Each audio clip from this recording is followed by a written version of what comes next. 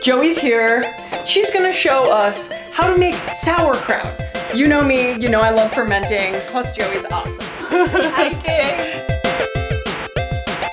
So why did we decide to make sauerkraut today? It's so tasty, it's really simple, and it's something you just have in your fridge to kind of enhance anything that you want to eat. Let's go make the sauerkraut. Amazing.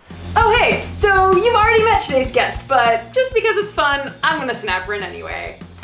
It's Joey O'Hare! Hi Katie, Hey how are Joey, you? great. Thank you so much for coming here today. Thank you for having me. So Joey is big boss lady at High Mood Food. We celebrate gut health by offering a really kind of varied veg-centric diet. So loads of seasonal veggies for your plant-based fiber. And then we specialize in fermentation. What do you love about sauerkraut? Oh my god, so many things. Purity and simplicity. So it's just cabbages and salt.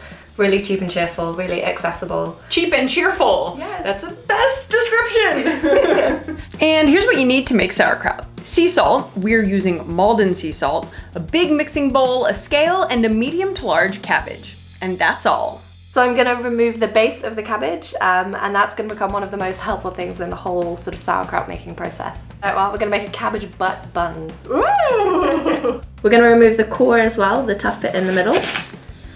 But this also becomes really helpful later, so hold on to him as well. I like that it's a him. I do, I don't know why, I feel very sexy. Oh shit, do I have any chicks in the kitchen? It's mainly guys. Roughly, if you've got one kind of medium to large white cabbage, by the time it's shredded down, it's gonna be about a kilogram, which is what we're gonna work with today. Joey was on MasterChef, which is a big cooking competition show here in Great Britain. And how was that experience for you, Joey? It was awesome. It was super stressful. About as stressful as being on the QKD YouTube channel, right? No, this is worse. Yeah. And I kind of like the variety that you get in texture if you cut it by hand. Like, so you're gonna get some bits that are a little bit chunkier, just kind of, you know, because they are, that's how it works. But you can do it through a mandolin and you can do it through a food processor as well, but you're gonna get kind of more one consistent texture. So it's just a case of whatever you prefer, really. For sauerkraut, we use what's called the dry salt method of fermentation. So we're not gonna add any liquid at all. We've just got the cabbage and the salt, and dry salt method is 2%. So for our 1 kilogram of cabbage, we need 20 grams of salt. So now we just need to kind of get our hands involved and start scrunching and kneading. And the salt's kind of physically abrasive, so it's gonna bruise the cabbage and help kind of draw out the moisture. The cabbage will have kind of secreted so much moisture that it will be swimming in its own juices, and then we can pack it in the jar underneath its own water. And I find kind of slower and firmer kind of movements work best. Normal natural bacteria in your hands will actually affect the taste. Now, when Joey makes industrial-sized portions at High Mood Food, she does wear gloves. So I think we're about halfway through, and you can already see how much water is starting to come out. All you're looking for is enough liquid that we can submerge it under its own waterline in the jar, which is not as much liquid as you might think. She does this for 5 to 6 minutes. So I guess we've got a cup and a half maybe.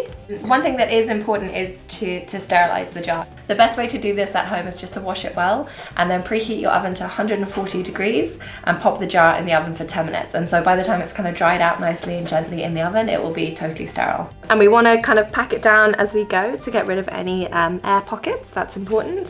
So we're creating an anaerobic environment. So all of the cabbage needs to be protected underwater. In the winter or colder weather months, the cabbage will take longer to ferment. That'll be more like a few weeks versus the few days in the summertime. This is really, really helpful. So you can just top up. So we've saved the butt of the cabbage from earlier. So we're going to trim this guy so that he fits in the neck of the jar.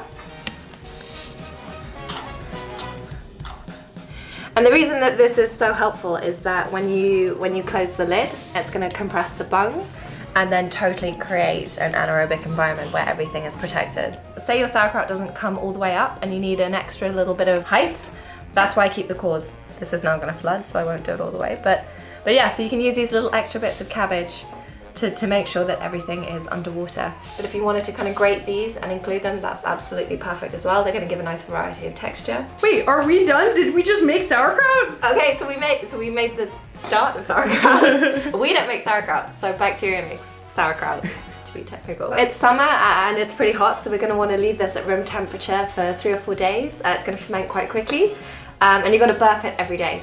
So that means just kind of letting out a little bit of the pressure. And then taste it each day as well. It's a really interesting process to observe how the texture and the flavor change.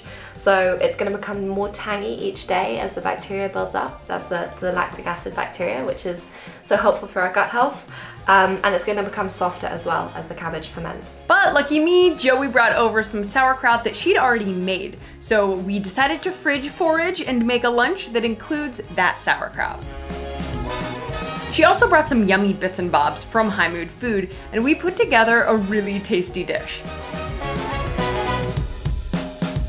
Sauerkraut is such a good condiment or side to so many dishes. Cheers! Cheers! I'm so excited. Awesome, good teamwork. So good. Joey, thanks so much for coming on my channel. Thank you for having me. Tell these fine folks what not to forget. Keep quirky. Do it! Cheers. Secondly, we specialize in something called your 5Ks or your 5Ks a day.